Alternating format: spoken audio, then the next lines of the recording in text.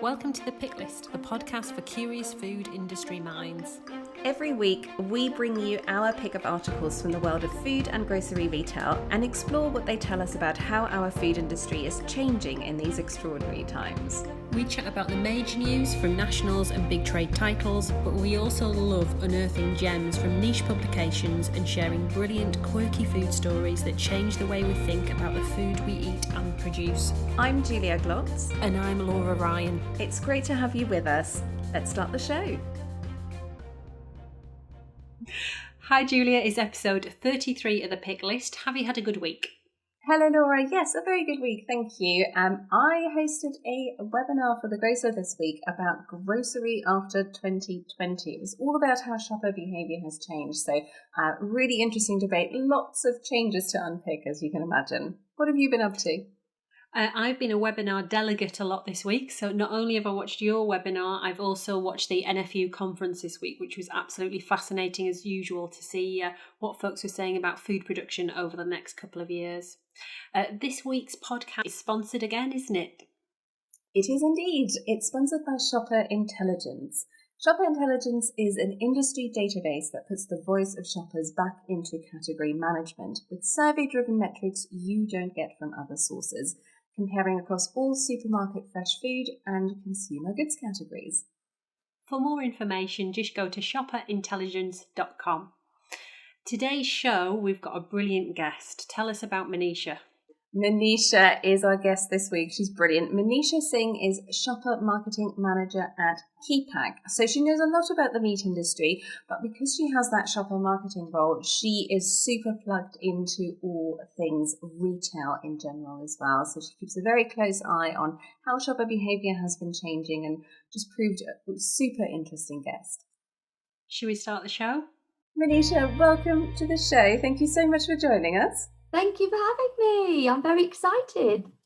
We're excited to have you. Why don't you briefly introduce yourself and tell our listeners who you are and how you're connected to the food industry? Okie dokie. So I work for a company called Kepak. So we are one of the big red meat processors in Europe. And my role is the shopper marketing manager.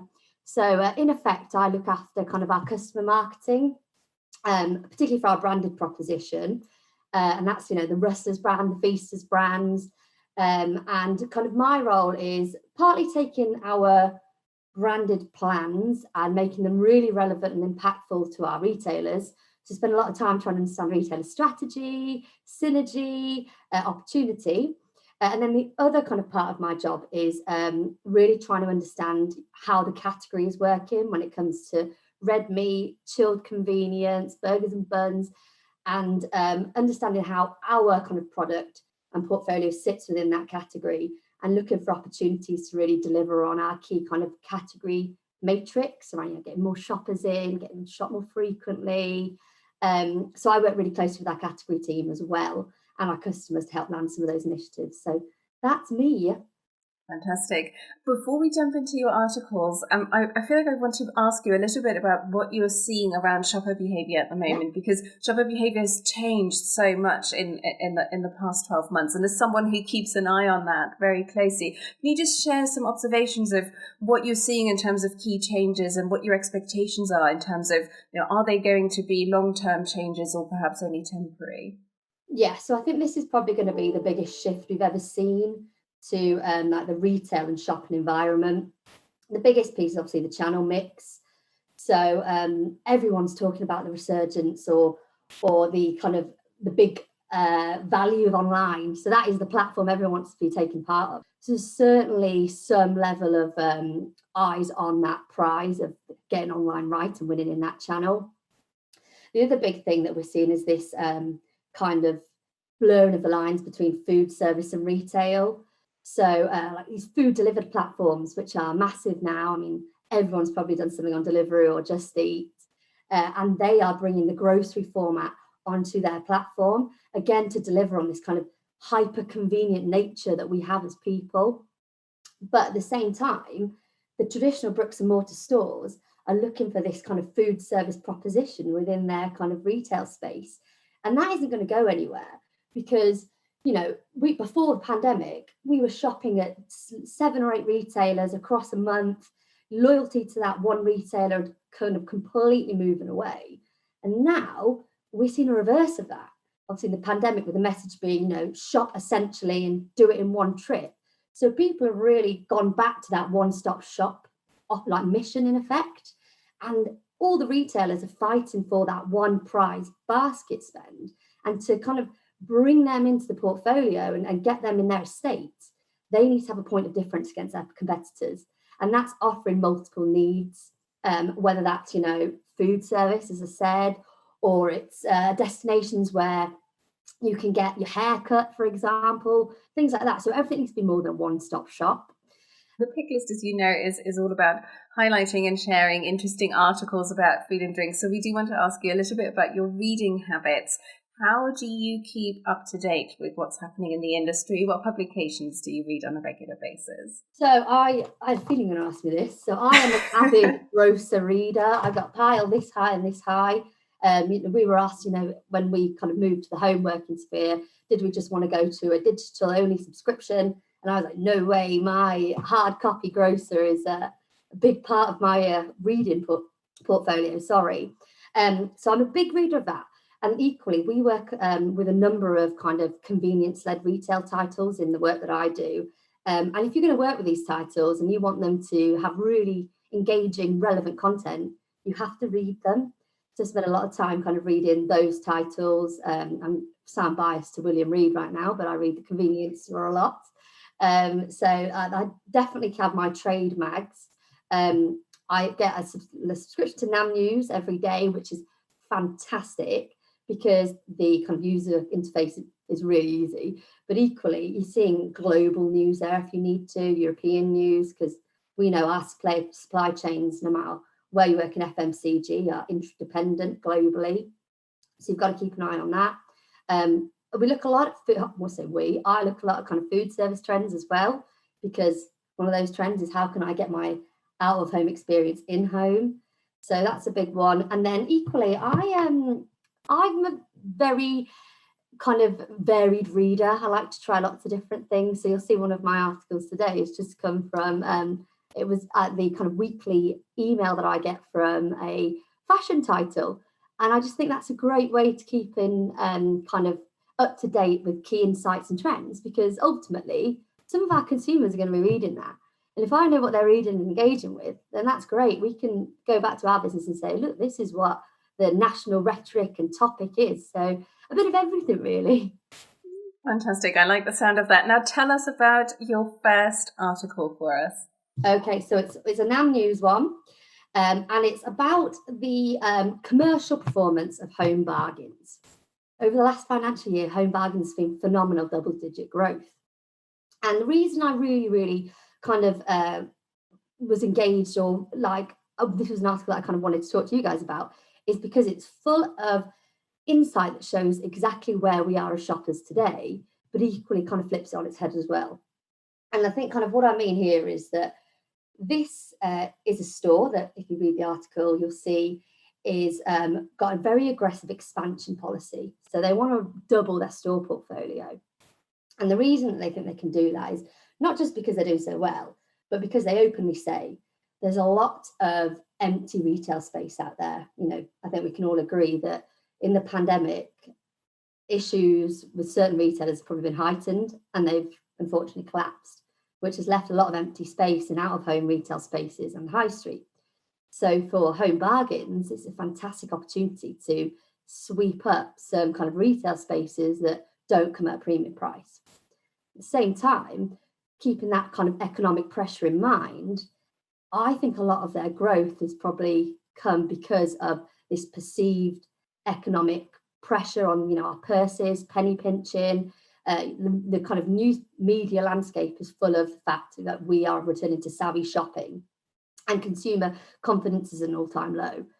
So what I think these guys have done here, and we were chatting earlier about how much we love this kind of high street discount channel, is they're definitely appealing to shoppers who are looking for value. Like, their prices are synonymous, but now they've really stepped up that whole piece around You don't have to compromise on quality. This isn't a last minute resort store. And in doing that, they've really become a universal kind of appealing retailer. Like one of my best friends, he's a big shot in the music industry. He does loads of marketing from these music brands, and he's just bought a fancy flat in Canary Wharf, and he lords it up at Soho House all the time. He's just started a bit of a home account, and he has decked this flat out in gear from Home Bargains, with a sofa from Maid as well, because obviously he's loyal to his true nature. But for me, it just shows like this is a destination for good quality products that you want to show off. It's a great article you've picked, and a couple of observations. It's really interesting to see their growth and as you've said, their expansion plans from 525 stores up to between 800 and 1,000 is phenomenal.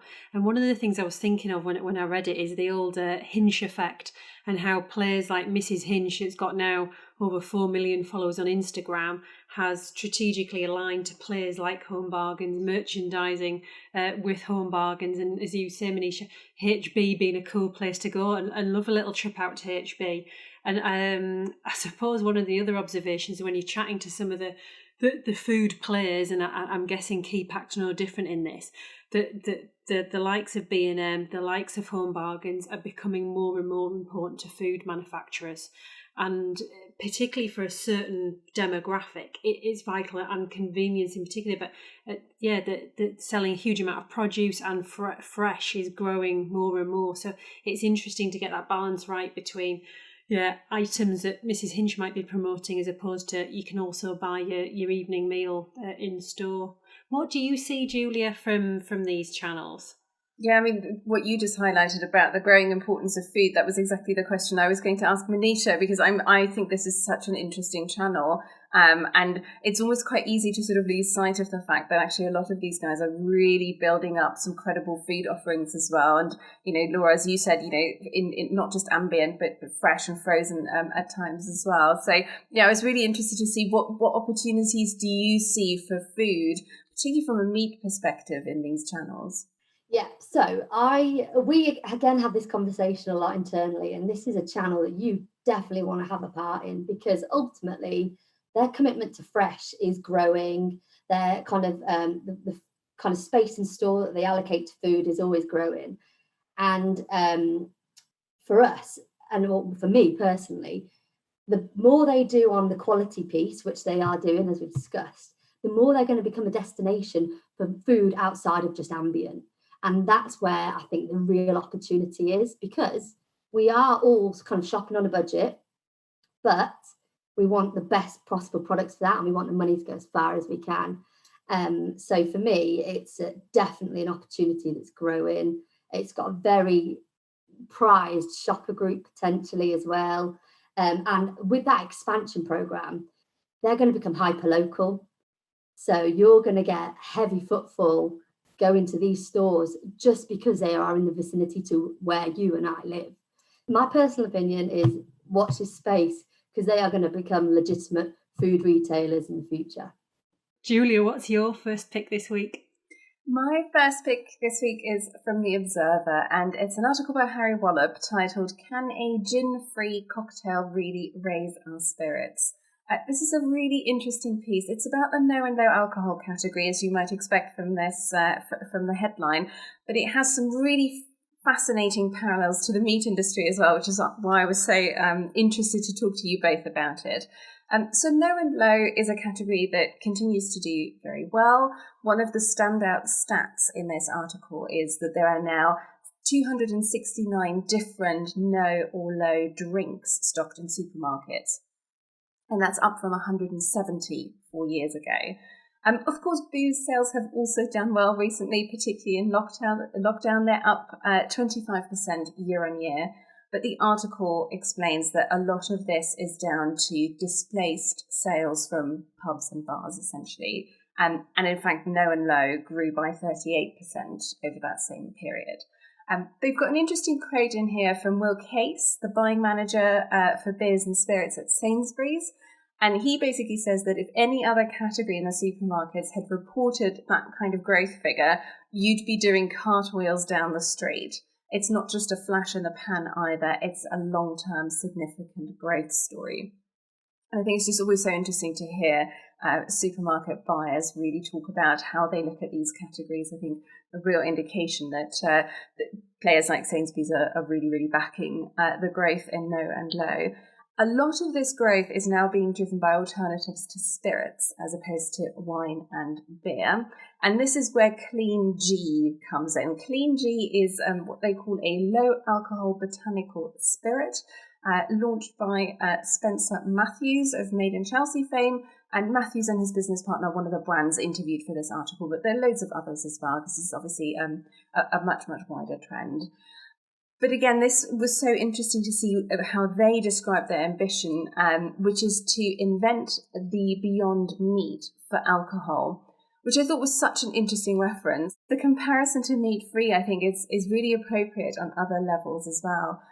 Because as with plant-based, where the growth is not coming from people going vegan, but it's coming from flexitarians, what the article explains is that the growth in no and low is not coming from people going teetotal, but it's coming from mainstream consumers who are simply looking to moderate their alcohol consumption. So I think that theme of being flexitarians, moderating your consumption, I think that's just something that we're starting to see in a whole range of different categories. And I was so interested to get your take on this, Monisha, because of those parallels to what's happening with meat-free and plant-based as well.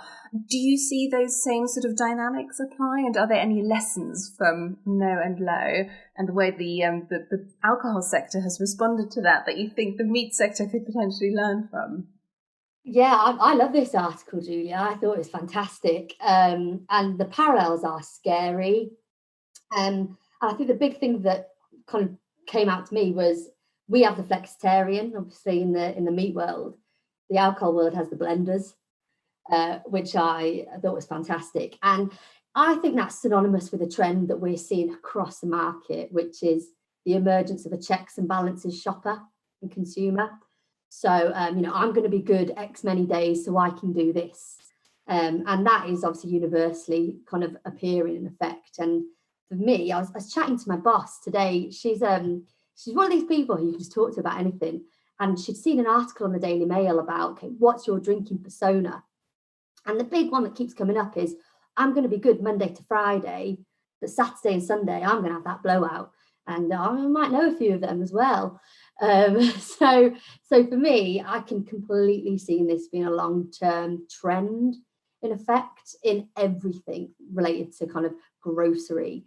It's just a mindset for me that people are really, really in as they focus more on perceived well-being rather than pure health, if that makes sense. Laura, what's your first pick for us? My first pick this week is from The Independent, and it's been across quite a lot of titles this week, but I've selected this one, and it's the News of Witch's latest supermarket survey, and their supermarket of the year has been announced as Aldi. And Aldi is the UK's top supermarket according to the annual Which survey of 3,000 members of the public. Interesting, this survey was conducted back in October 2020, so relatively new and in the midst of the pandemic. And the article talks to the fact that customers were asked to rate their shopping experience, including appearance, layout, quality of produce, availability of online delivery slots and value for money. And Aldi was head and shoulders above the rest, receiving a 5-star rating for value for money, the only supermarket to achieve this in the survey. The quote from Harry Rose of Which said, many households have felt the pinch during the pandemic and value for money was more important factor when shopping in store in our annual supermarket survey, which explains Aldi coming out top, which I found quite interesting really, because I think value for money, as we know, in every single consumer survey, it's pretty much there at the top. But, with the optics changed and, people, as Monisha's already talked about, people aren't shopping as many stores anymore, and availability, hygiene, convenience and all that sort of stuff has equally been as important. But it's interesting to see Aldi come out top. Which have published 2 league tables, an in-store supermarket, league table, which is the one Aldi have won. Interestingly, M&S was second on that, followed by joint third of Lidl, Tesco, 3 and third, and Waitrose. At bottom of the list, interestingly, was Co-op, and I think that was really fascinating. For store appearance and quality of produce, they only got 2 stars, and then for value for money, they only got 1. And I'm sure that the Co-op team will be really disappointed with that, and probably looking at that in a bit more detail, as I know all the supermarkets do spend a huge amount of time making sure that their NPD around their products and their stores are exceptionally strong. The second league table was online supermarket results, which probably even interested me even more to see, as we've already talked about, the swing into online and how many more people are using that channel and who came out top. Interestingly, Sainsbury's came out top for online. And the joint second position, I think, was the juiciest in this whole story. Joint second was Amazon Fresh and Iceland. Iceland, who've had some challenging press over the last couple of weeks in particular, will be very pleased with this, I'm sure, and pushing it hard. Bottom of the list in terms of online was Asda. And I suppose I've got one of the reasons for picking this, I guess, for how much does it matter? I guess within the trade, it matters a huge amount, and CEOs of these retailers will be poring over this, and it's interesting how hard Which have actually pushed this press release, and you just need to Google, and it's pretty much across all of the regional titles. But how much do you think it drives consumer trends? You know, folks reading this and thinking, oh, well, I can get a better online availability slot at Sainsbury's than I maybe can at Waitrose or at Ocado, which I think is really interesting to have Ocado in 5th place on online, when we touched on that last week, and Mel Smith's conversation at the City Food Lecture. But I guess how much does this matter? Monisha, what are your thoughts? And you're super close to the retailers. Will they be really bothered by these results, or will they be thinking, well, you know, it's like the Grocer 33, there's another round of it next week or next year, and it's only a sample of 3,000. What are your thoughts? Yeah, I think that no matter what insight comes out, retailers look at it and they'll probably want to improve on it. Like if there's anywhere that they see let's call it a lightness, they'll be talking to, you know, their team suppliers, being like, how can we improve on this? So they'll be looking at everything, don't get me wrong. And what you'll read in one, you'll probably see the converse in another sometimes. So it's a part of a jigsaw, but I'm sure it'll be part of the rhetoric. But for me, what I took out of this was how reflective it is of consumer kind of behaviour. So you've already said, Laura, it's price is king, and every category will tell you in their purchase hierarchy, price is probably top.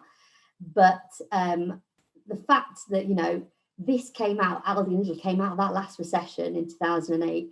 And when they started, whilst everyone kind of acknowledged they were good value retailers, there was this whole piece from, well, you know, they're compared to shopping on the continent.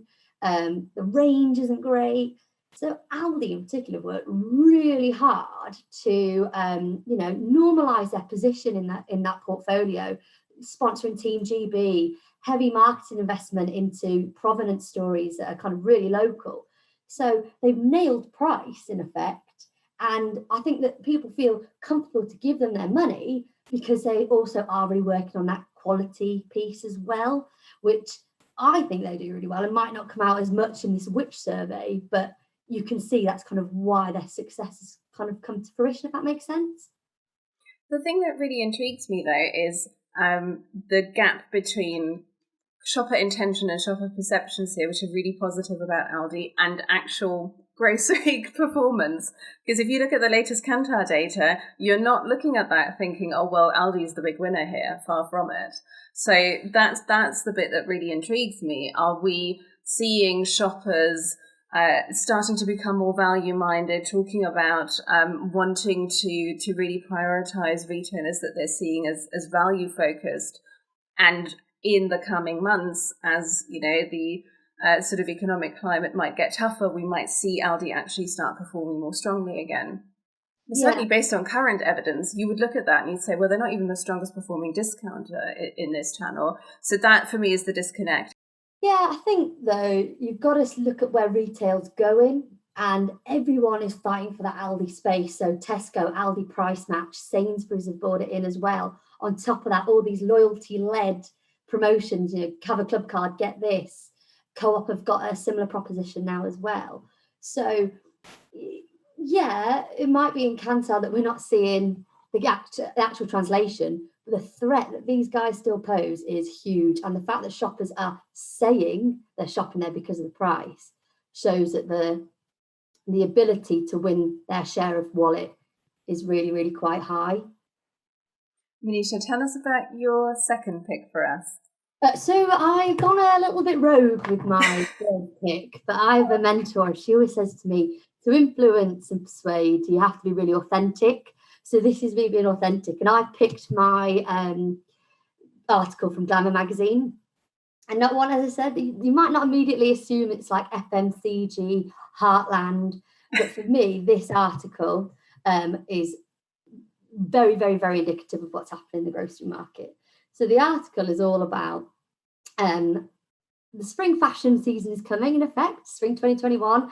And now we all know that we'll be out and about for part of that, with out having to wear kind of the athleisure that we're probably all a little bit guilty of, or, those Kim Kardashian famous joggers. So how are we going to capitalise on trends? And what this article says is people are going to find these kind of trendy outfits, not in the kind of high street heavyweights of Zara, but from Sainsbury's and Tesco. And they are, in the article, matched to Sainsbury's and Tesco, Zara and the likes of Monkey. And for me, what I think this really, really showed was that these these supermarkets have evolved, as I said earlier, in terms of trends, they're offering to deliver for more missions and more needs. And getting fashion right is a big one. I love the fact we've got a Glamour article on the show, first time, episode 33 we've got there, so I was excited that you brought that. And when I read it, there was a couple of things in there for me, and interestingly, just this weekend I was in my local Sainsbury's, which has gone through a full restore, a new store refit, including some real heavy merchandising in the clothing department. As you've said, Manish, sometimes this was just an afterthought, and it's really interesting to see what the retailers are doing in this space. And it's perfect timing, isn't it, when high street retail is closed and they're the only tangible players in the market really for clothes. And how much I actually enjoyed for 10 minutes just browsing the clothes, thinking, God, is this what it used to be like? And just getting that little bit of tangibility and retail buzz, rather than just getting the DPD man at the door every 10 minutes with boxes I've randomly ordered. So I think there's definitely a merchandising experience piece that the retailers are playing with and understanding more. They've got a huge opportunity now. And I think, as you say, playing this accessibility piece, and the accessibility through, as you say, adding on to your weekly shop, but also the accessibility through media channels and showing that this isn't just something for your housewife in her 60s, where it maybe used to be pitched 20 years ago. This is younger demographics on TikTok looking at funky clothing that is, as the article describes, exactly the same as a product in Zara or Mango. Julia, what's your second pick this week? My second pick this week is from The Economist, and it's an article titled "Duty-Free Retail is Finding New Ways to Grow." This caught my eye because with the new roadmap out of lockdown announced earlier this week, it feels at least possible to think about international travel again, which is very exciting. And of course, the travel retail sector has had a nightmarish 12 months. Duty-free sales collapsed by 2/3 last year, and now that restrictions are starting to lift in more and more parts of the world, the pressure, of course, is on that sector to bounce back, and also to take a fresh look at retail concepts and make sure they are relevant post-COVID. And what I thought was interesting here is one of the conclusions many operators in that sector seem to be reaching is that alcohol and cigarettes are going to play a less important role in the future in that sector. The focus will be much more on luxury goods and wealthy travellers. And the other key change in the world of duty-free shopping, which was something that wasn't on my radar, which I think is fascinating, is that it's moving away from airports. Airports will still be an obvious location for duty-free retail, of course, but operators are keen to diversify to other locations. We're really talking about tax-exempt outlets in tourist hotspots primarily, which is a concept that's already popular in Asia and is starting to pull some duty-free sales volumes away from airports. So it's a really fascinating time for that sector. And of course, the implications of some of these changes are potentially very significant for some big brand owners in the grocery sector as well. Beyond alcohol, not only are you facing growing competition from the low and no trend that we talked about earlier, but you're also now looking at potentially a very different travel retail sector in the future. Although, we should say, as the article makes very clear at the end, bored travellers waiting for flights will always make for a pretty good audience to sell to. So for the right brands and the right retail concepts, there will still be plenty of opportunities around duty-free. But a sector that seems to be changing very, very quickly. And we're always so focused on grocery retail. I think sometimes it's really important to kind of look at some other retail concepts as well. Monisha, what did you make of it? Well, I learned a lot, that's for sure, Julia. Particularly, what always astounds me is the Communist Party of China and the oxymoronic use of free market capitalism. But that's another kind of subject for a different podcast, a different day. But for me, I think the big thing is that what is really, really obvious in duty-free shopping right now is about product placement. So these guys know what shoppers they want, and they've identified exactly where they are. So they've refined their offering, their range to make sure that that's happening. And that's why these luxury retailers are picking up, as they say, wealthy travellers, because ultimately these kind of retailers that are called out within the article are luxury retailers found in long haul terminals. Not often do you find it in, the short haul terminals. And people who are going long haul are, as it says in the article, wealthy business people or people with a lot of domestic income to go on long haul holidays. So they are where the money is in effect, which I thought was really interesting.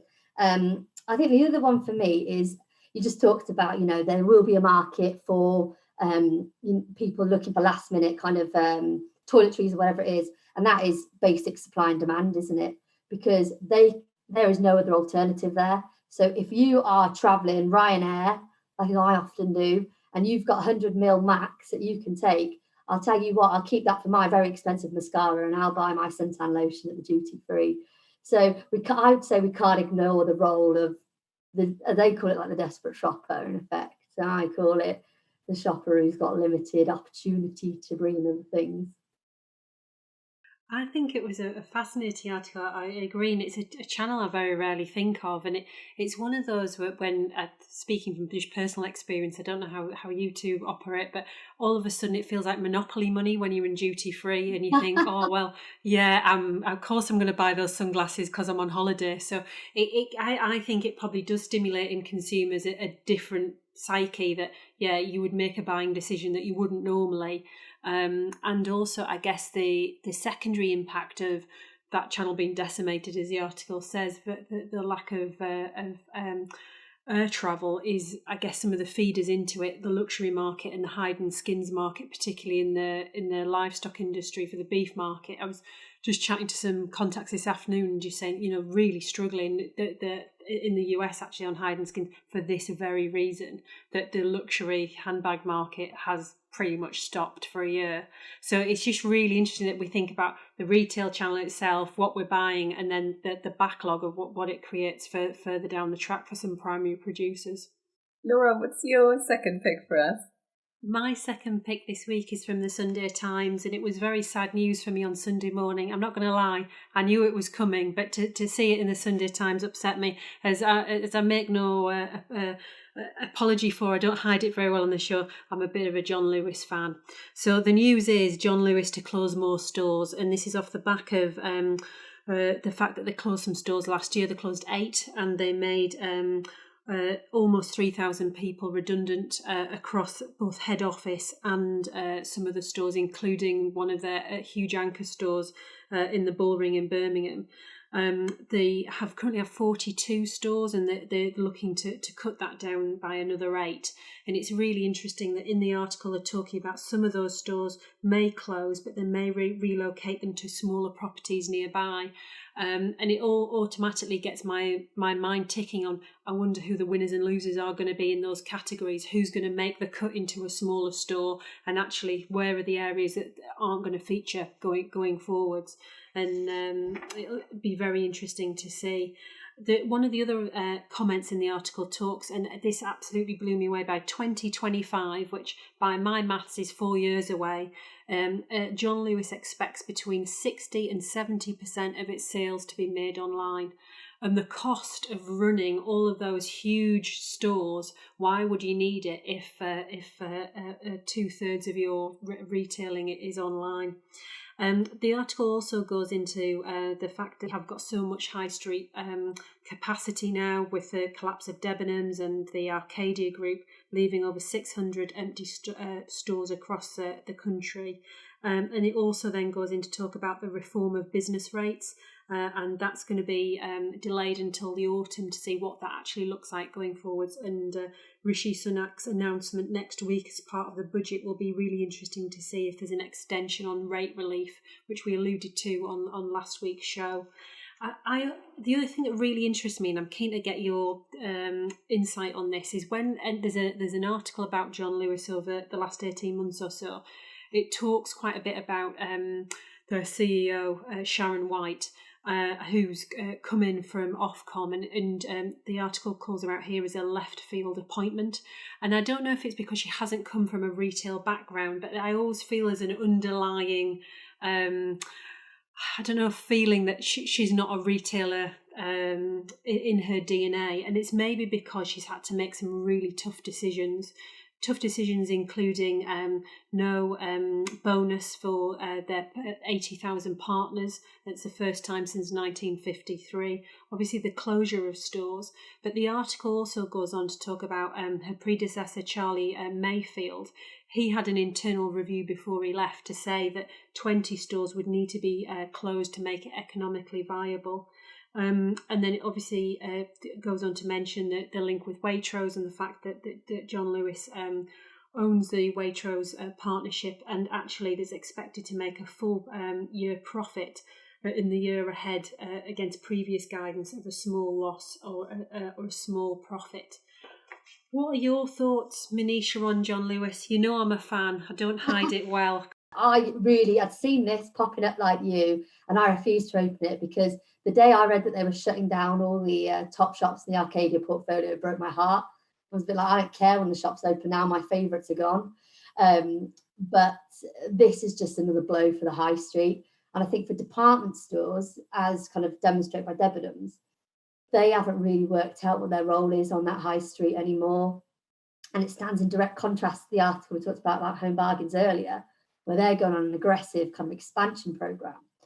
So I think the offering within these stores, which carry many categories, SKUs, mass market appeal, are probably going to have to go back and rethink, okay, well, who is our prize shopper and what do they really want?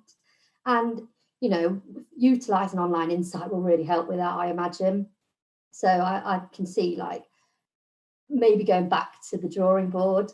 The piece around their CEO, Sharon White, I think no matter who had gone into that role would have got a bit of flack, purely because of the nature of the business. As you said, it's a partnership business. They're famous for the fact that, you know, you're buying into the company as an employee.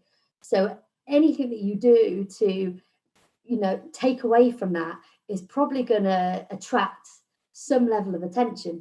The bit that really interested me about this article was actually some of what you talked about, Monisha, right at the start, which is that sense of retailers, particularly I think some of these big high street stores, needing to think about providing an experience and providing a reason for people to go into stores. And there were obviously lots of department stores, lots of big retailers that were already exploring their options on that. And you couldn't have asked for a worse timing on this, obviously with COVID, where, you know, just as you're trying to kind of think about experiential retail, you know, here comes a pandemic that makes all of that pretty much impossible. But we've talked quite a bit about Harrods, for instance, as well, sort of really exploring some of those concepts. So I would hope that once they have cut whatever stores need to be cut, that actually once we're out of the pandemic and we have a slightly more normal high street environment,